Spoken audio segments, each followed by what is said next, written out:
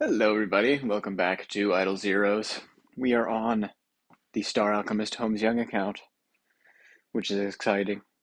We did some,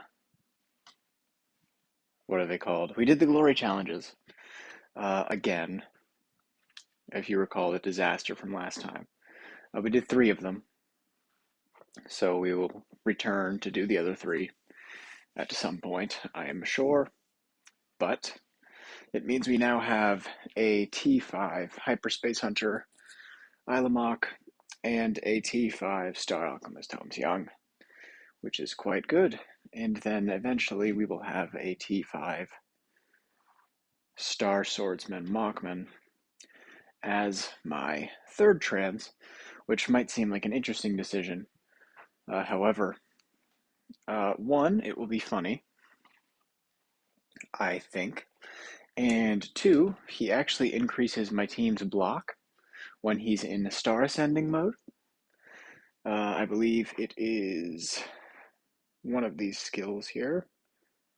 Increases all allies' block by 35%. There it is, at the end of every round in the state of Star Ascending. So that will be synergistic with Hyperspace Hunter Ilamok there. And the good news about building this guy is that we don't need to build him very expensively. He doesn't need many sublimations. Maybe like 45k subs in this one for the extra block chance. But yeah, he will be a cheap budget Mockman, which is nice. And I'm running this copy here. It has control immunity offset, which is good because he can taunt heroes now, which will be entertaining to watch, I think. But anyway, the purpose of today's video is actually to go through my recent Void campaign clears with our team here. As you can see, I am building Star Alchemist Holmes to deal as much damage as possible. Ilamok attacks first, and at the time of recording, I thought that was extremely confusing because, well, Sahi's the main homeowner, so it doesn't really make any sense. However, what I realized after the recording was over, actually, is that is because I forgot to level Sahi back up to level 400 after doing the glory challenge and rebuilding him. So he's missing a ton of speed, which is it's a little bit weird, but we do have some pretty interesting clears here that we can go over, and it will be cool. Because who doesn't love crit build Sahi? I do. I certainly do. You may be wondering why I ran Phoenix and not something like Snake for poison synergy, or Lion for shields for synergy with the fan and with Ilamok, and that is actually because in order to do full nukage, we needed Phoenix to give us the passive buffs because it gives holy damage and crit damage, which is quite good for when you're nuking round 1. So there's your rationale for you there. Obviously a very nasty wave. Basically what we're looking for is crits from Holmes at the very beginning to finish off the whole back line. And then Ilamok will play cleanup on the frontline Sherlocks. And we're rocking like 47% crit at this point. So the RNG does not tend to line up very often with such odds. So even if we round up to 50%, that's 1 in 2 to crit on 1 hero. That is 1 in 4 to crit on 2 of them.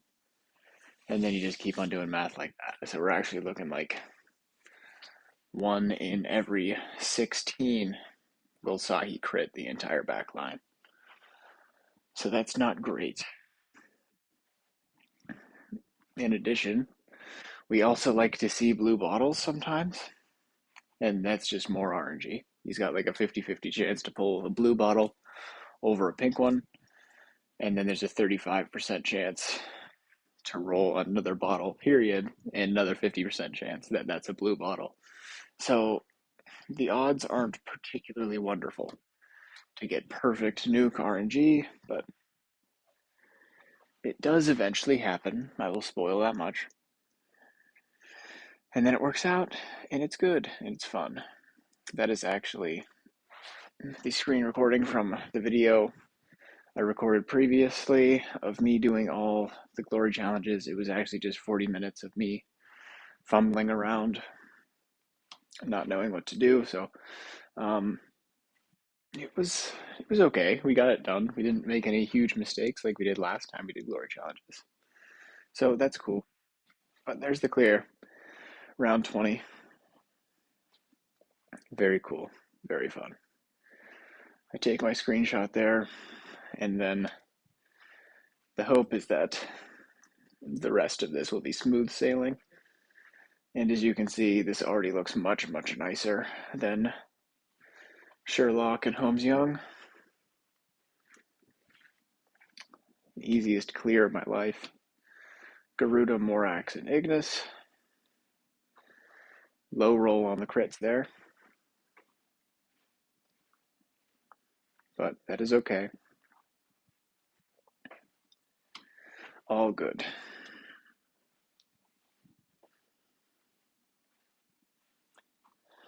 Taking the Morax active skills. Not great for anybody involved. Particularly Holmes in the back line because he's built all squishy like.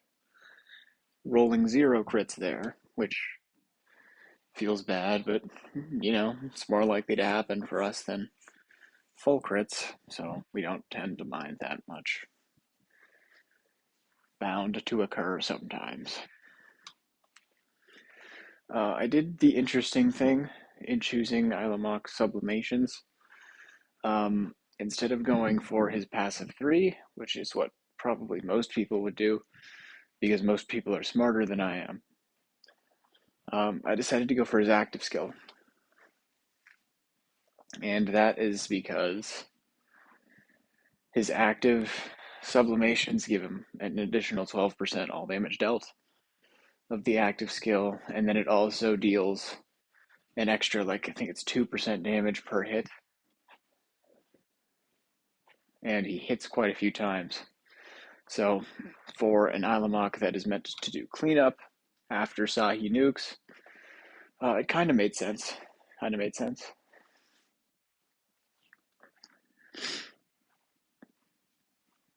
But here we go. Changing our setup a little bit. Going over to Balance Strike to see if maybe we'll have enough damage when we don't crit. Still not looking wonderful, I will admit.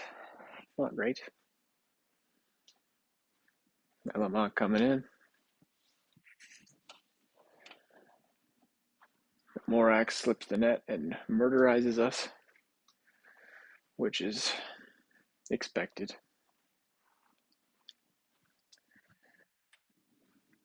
We have a level 1 Ilamok core. I don't think I use it at all in this footage, but maybe it would be helpful sometimes. I kind of feel as though it's not particularly great in Void Campaign because they often make the most annoying enemies the ones with the least attack.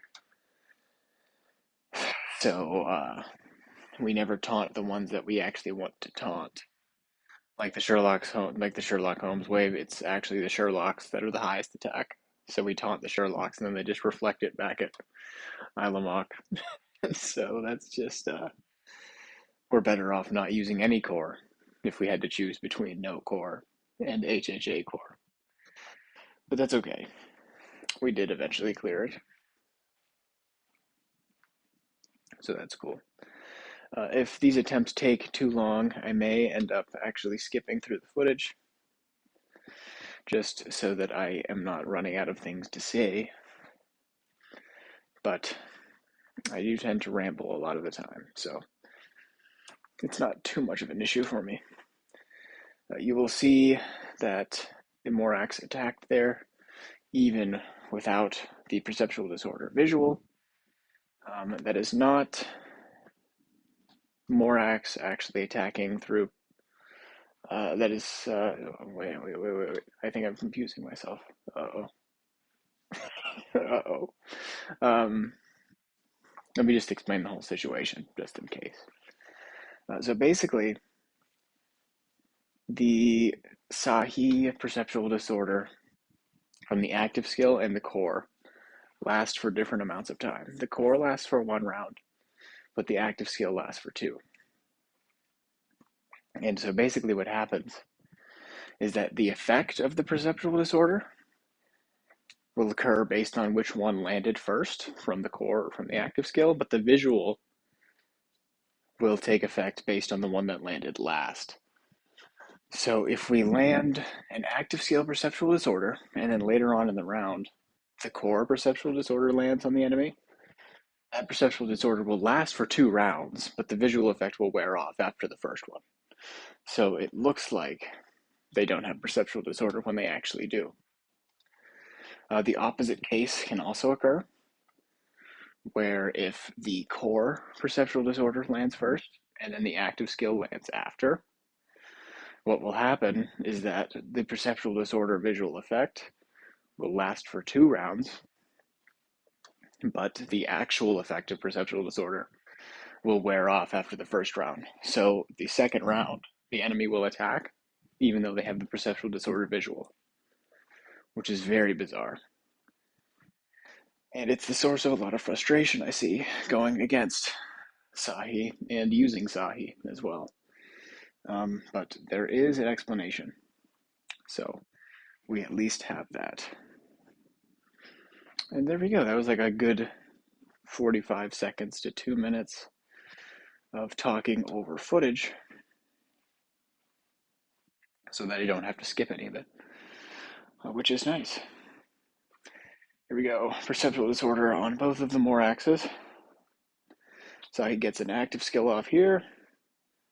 More perceptual disorder on the Moraxes, which means I successfully talked all the way to the clear. Feels good. Feels very good. Okay, moving on. Double Eloise, double Horus, double Panda. Interesting wave, for sure.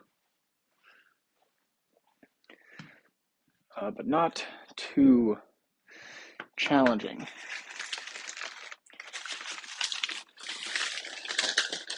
A bit challenging, but nothing we will be stuck on for too long.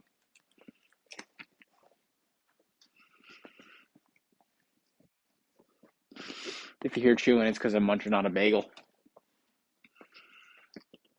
Sorry about that. Something I noticed is that the audio from AirPods picks up like every single thing you do with your mouth. I had to delete like an entire video because I was drinking like my pre-workout for the entire thing, and it was just like an affront against your ears for like 5 minutes. So that was pretty bad, but I have since stopped caring about that because I value my ability to drink and record at the same time over your ability to have a pleasant viewing experience. So that's just something you're going to have to deal with.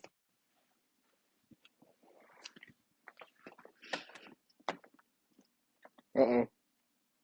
Oh, I got tricked. That was actually the recording low battery mode and not my low battery mode.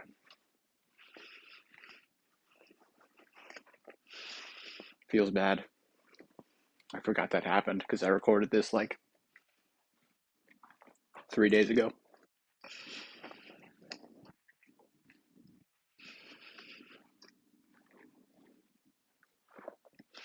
Again, I am sorry if you hear my chewing. I'm sure it's quite unpleasant.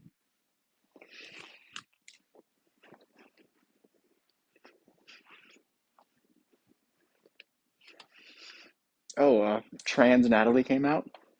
Natalia. She doesn't look like she'll be the pick for my main account, meaning the copy I picked up was a waste. So I'm going to be selling that back to a friend, actually, who is looking to build her. So that's nice. However, I will be building her on another account,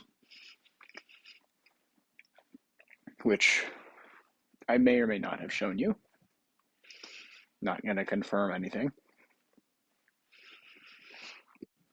so as to not spoil the surprise.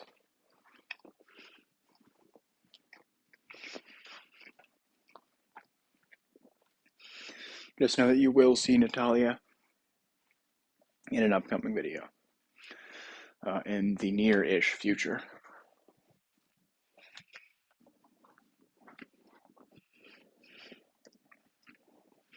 Here we go, changing some stuff around. Swap back to balance strike. Put on speed. Back to it. We're still slower than Holmes, which is bad.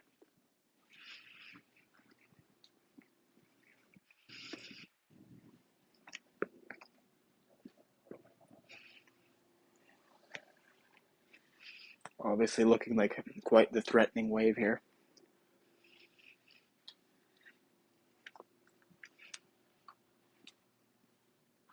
I wish I had just added the extra speed then, but I might have not noticed that we still get outsped by Holmes.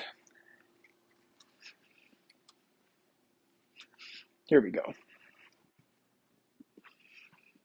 There we go.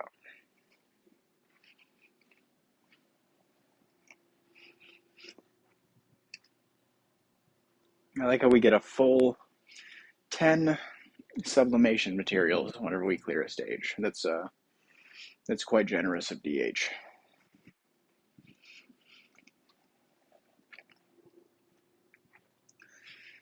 See, you can get sublimation free to play. It's easy.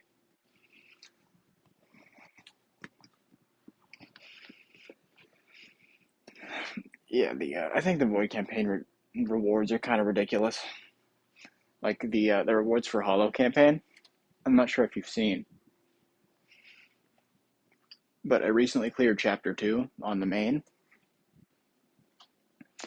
And for all of Chapter 2, I think I got either 20 or 30 core selection chests, each with one core shard, which I'm not too upset about. 30, I think, is quite generous, actually. But the not generous part that gets on my nerves a bit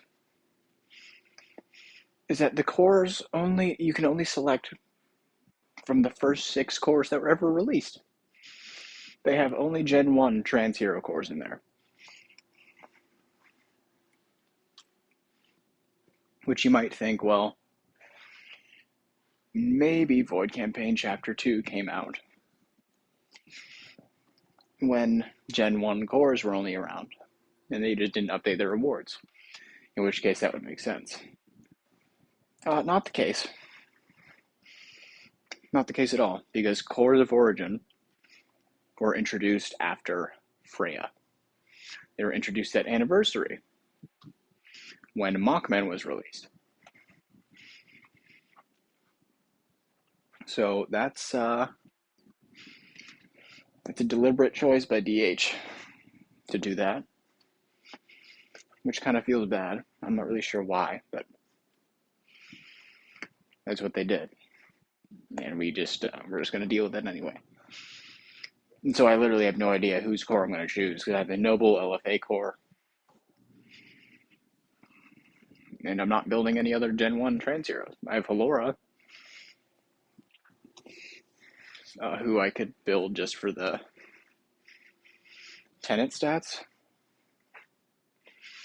But the issue there is that I'd rather use more core selection boxes for other useful cores, like Star Optimist Holmes.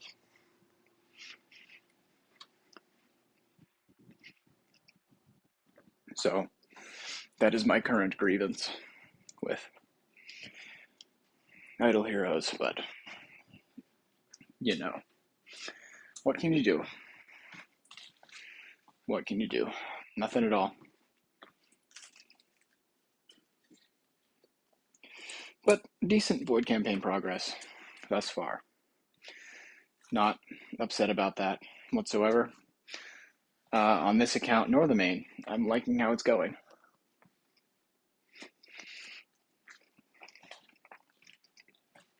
I'm eating a banana now, so sorry if you can hear that.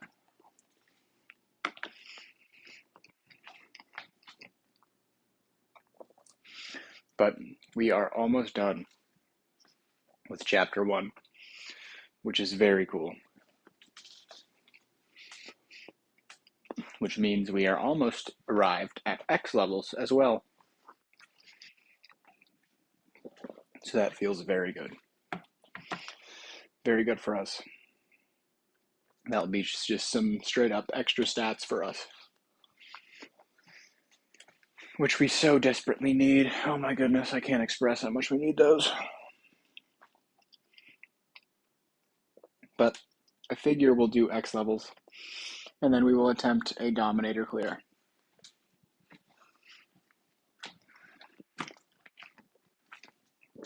So that'll be, gosh, I don't even know when.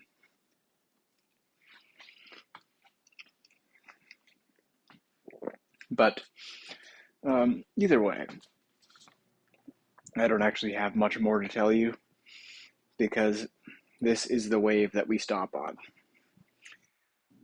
At the time of recording, or at the time of this recording as well, I guess, I have not been able to clear this wave. Gustins are just too mean. Sahi and HHA both do enough damage.